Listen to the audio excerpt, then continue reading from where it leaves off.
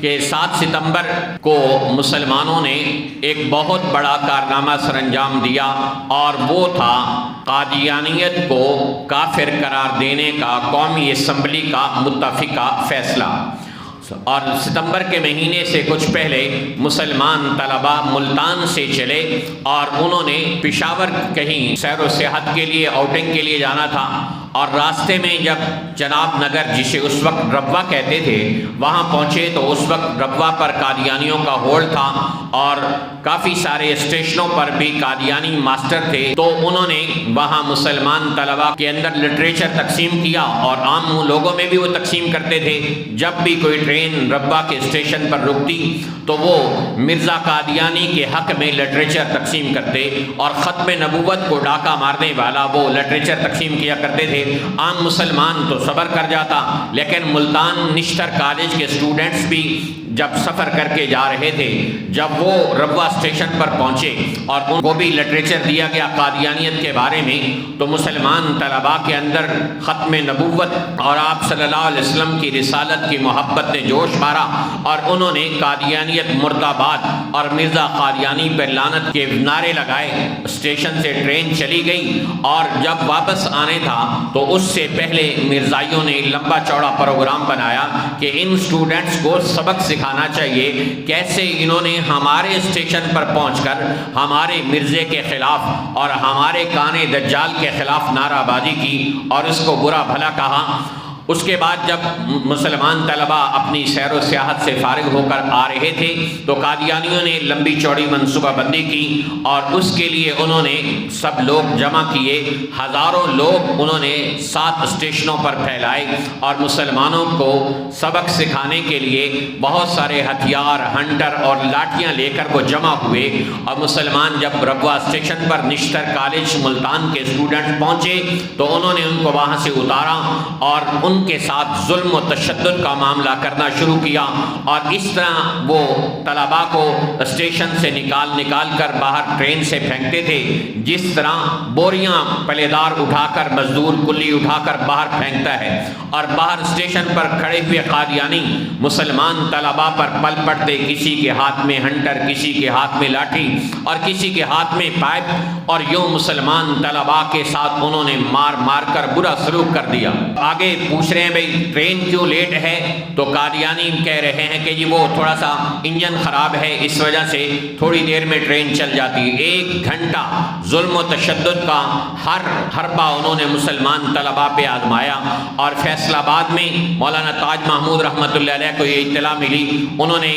لوگوں کو جمع کیا اور ایس پی فیصل آباد کو بھی کہا کہ یہاں اس طرح مسلمان زخمی طلباء آ رہے ہیں اور ان کی فرسٹ ایڈ کے لیے ہمیں وہاں پہنچنا ہے۔ پولیس بھی پہنچی، طلباء بھی پہنچے، اور ختم نبوت کے زندہ آباد کے نعرے فیصل آباد کے اسٹیشن پر گونجے، تو زخمی طلباء جن کے خون بہہ رہے تھے، جو بے ہوش تھے، ان کو اٹھایا گیا اور ان کی مرہم پٹیاں کی گئیں۔ ان میں سے 10 طلباء لیٹ گئے جا کر ٹرین کے آگے، کا جب تک قادیانیوں کو کافر ڈکلیئر نہیں کیا جائے گا ہم اس ٹرین کے آگے سے نہیں اٹھیں گے، یا تو ٹرین ہمارے اوپر سے گزار دی جائے یا قادیانیوں کو کافر قرار دیا جائے۔ ایس پی نے رابطہ کیا، اور پنجاب کا وزیر اعلیٰ اس وقت حنیف رامے تھا اور گورنر پنجاب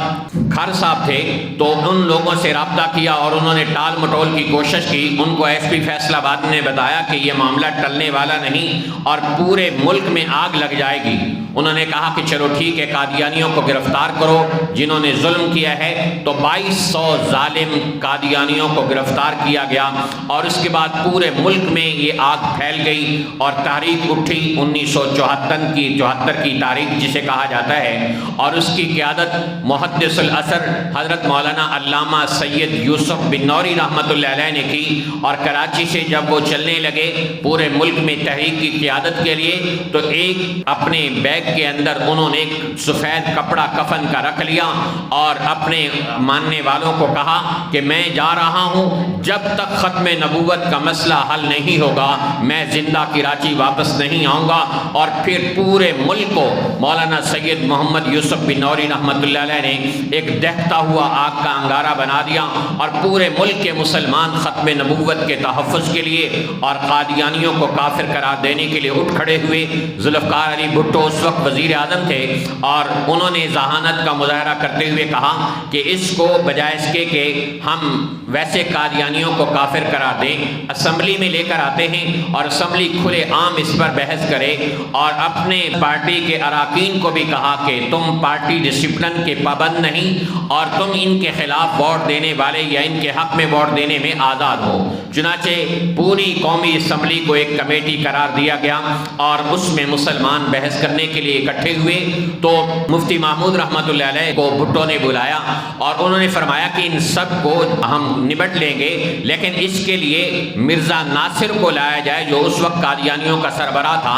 کہ اگر چھوٹے موٹے لوگ آئے ان کے اور وہ ہار کے چلے گئے تو کہیں گے نہیں نہیں، انہوں نے جو ہمارا عقیدہ بیان کیا وہ نہیں تھا، اصل عقیدہ تو ہمارا یہ تھا۔ چنانچہ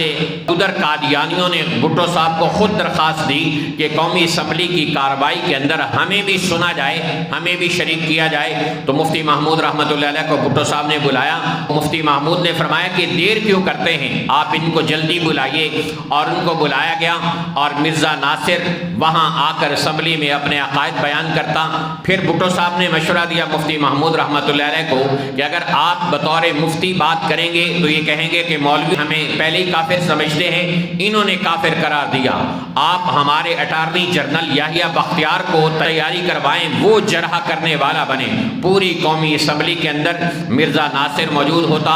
اور یحییٰ بختیار بطور اٹارنی جنرل حکومت پاکستان مرزا سے سوالات کرتا، اور ایک ایک نشست کے اندر 22 گلاس پانی کے مرزا ناصر کو پینا پڑتے، اور بار بار وہ کہتا اچھا نہیں یہاں یہ غلط ہے، اچھا اس میں ہم سے یہ غلطی ہو گئی، یہ عقیدہ ہمارا ٹھیک نہیں ہے۔ تو یوں شکست تو وہیں نظر آ رہی تھی، اور جب یہ کارروائی کئی دنوں تک چلتی رہی تو اس میں ایک مسلمان بھی قومی اسمبلی کا ممبر اور غیر مسلم ممبران میں سے کوئی ایک بھی ایسا نہیں تھا جس نے قادیانیوں کو کافر قرار دینے کے لیے ووٹ نہ دیا ہوگا۔ دو بھٹو صاحب کے کارنامے ہیں، ایک 1973 کا متفقہ آئین انہوں نے دیا،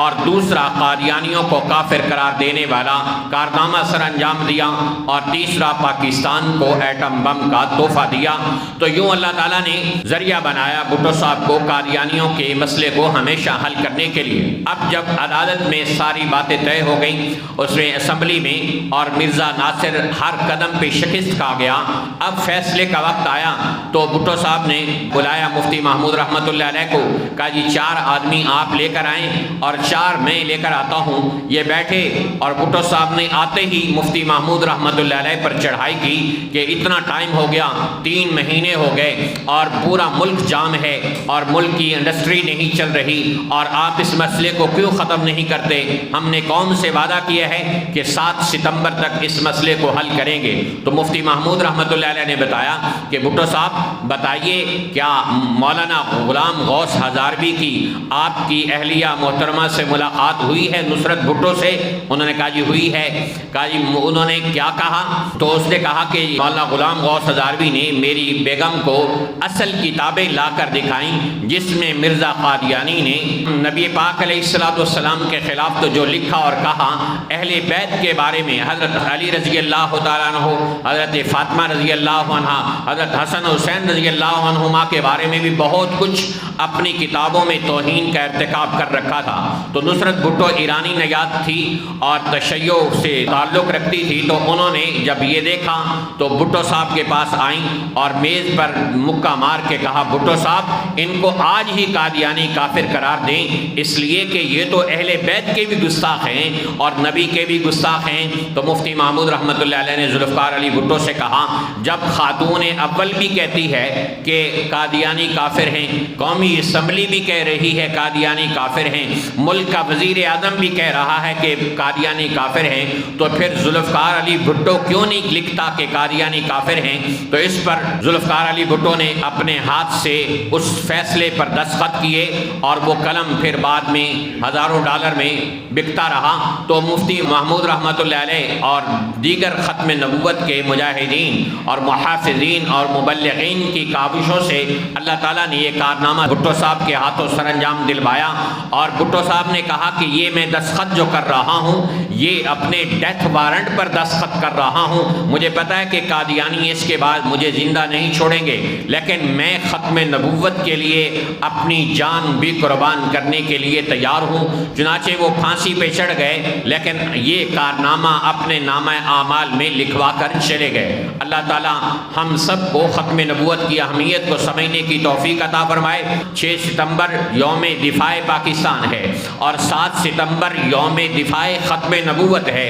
تو اس لیے مسلمانوں کو اپنی اس تاریخ سے واقف رہنا چاہیے۔ گاہے گاہے باز خاں این قصہ پارینہ را، اپنی اس تاریخ کو اپنی نیو جنریشن تک پہنچانا ہمارا فرض ہے کہ ان کو اندازہ ہو کہ ہمارے اکابر نے، ہمارے اسلاف نے، ہماری اسمبلی نے اور ہمارے سیاستدانوں نے متفقہ طور پر قادیانیوں کو غیر مسلم قرار دیا ہوا ہے، اور پھر یہ بات آئی کہ جی پاکستان کے آئین میں یہ لکھ دیتے ہیں کہ بس جو ختم نبوت کا منکر ہو وہ کافر ہے، اس کے جگہ مرزائیوں کا نام نہیں لکھتے ہیں کہ مرزا غلام محمد قادیانی کا ماننے والا کافر ہو۔ تو اس پر اٹارنی جنرل نے کہا کہ آئین میں کوئی نام نہیں ہے، لہذا مرزا قادیانی کا نام بھی نہیں آنا چاہیے۔ تو مفتی محمود رحمۃ اللہ علیہ نے فرمایا کہ قائد اعظم کا نام ہے آئین میں، یہ ہے کہ جب قائد اعظم کا نام ہے، علامہ اقبال کا نام ہے، تو پھر مرزا قادیانی کا نام بھی آ جائے گا تو اس سے کوئی فرق نہیں پڑے گا۔ پھر مولانا کوثر نیازی نے کہا کہ مولانا چھوڑیے مرزا قادیانی جیسا ملعون اور بدبخت آدمی، اس کا نام آپ پاکستان کے مقدس آئین میں ڈلوانا چاہتے ہیں، یہ چھوڑ دیں آپ۔ تو مفتی محمود رحمۃ اللہ علیہ نے کہا کائنات کی سب سے مقدس کتاب اللہ کا قرآن ہے، اس میں حامان، شداد، فرعون، نمرود کا نام موجود ہے، تو پاکستان کے آئین میں مرزا غلام محمد قادیانی کا نام نہیں آ سکتا۔ تو اس کے بعد بھٹو صاحب نے دستخط کیے اور متفقہ طور پر قادیانیوں کو غیر مسلم قرار دے دیا گیا۔ وہ 7 ستمبر کا تاریخی دن تھا۔ اس دن ہر مسلمان کو اپنے اندر یہ عزم پیدا کرنا ہے کہ جیسے ہمارے اکابر نے، جیسے ہمارے اسلاف نے اس مسئلے کے تحفظ کے لیے اپنی سیاسی جد و جہد لانچ کی اور قربانیوں کا بہت بڑا نذرانہ پیش کیا، اسی لاہور کی سڑک پر ان قادیانیوں کے مسئلے کو حل کرنے کے لیے 1953 میں 10,000 لوگوں نے ایک دن جان کے نذرانے پیش کر کے کہا کہ ختم نبوت پہ کوئی کمپرومائز نہیں ہو سکتا۔ تو ان شہداء کی قربانیاں رنگ لائیں اور 150 سال سے چلنے والا مسئلہ کہ مرزائی مسلمان ہیں یا نہیں ہیں، پاکستان کی قومی اسمبلی نے ہمیشہ کے لیے طے کر دیا، اور جس تاریخی دن کو طے کیا اسے 7 ستمبر کہتے ہیں۔ زیادہ 6 ستمبر یوم دفاع پاکستان ہے، جس دن ہماری افواج پاکستان نے ملک کی جغرافیائی سرحدوں کی حفاظت کا فریضہ سر انجام دیا، اور 7 ستمبر یوم دفاع ختم نبوت ہے، جس دن پاکستان کے رہنے والوں نے اور قومی اسمبلی کے ممبران نے اور حکومت وقت نے دفاع ختم نبوت کا فریضہ سر انجام دیا۔ اللہ تعالیٰ سے دعا ہے کہ اللہ وطن عزیز پاکستان کے چپے چپے کی بھی حفاظت کرنے کی ہمیں توفیق عطا فرمائے، اور ختم نبوت کے تحفظ کے لیے بھی تن من دھن لگا کر اس کا تحفظ کرنے کی، دفاع کرنے کی توفیق عطا فرمائے۔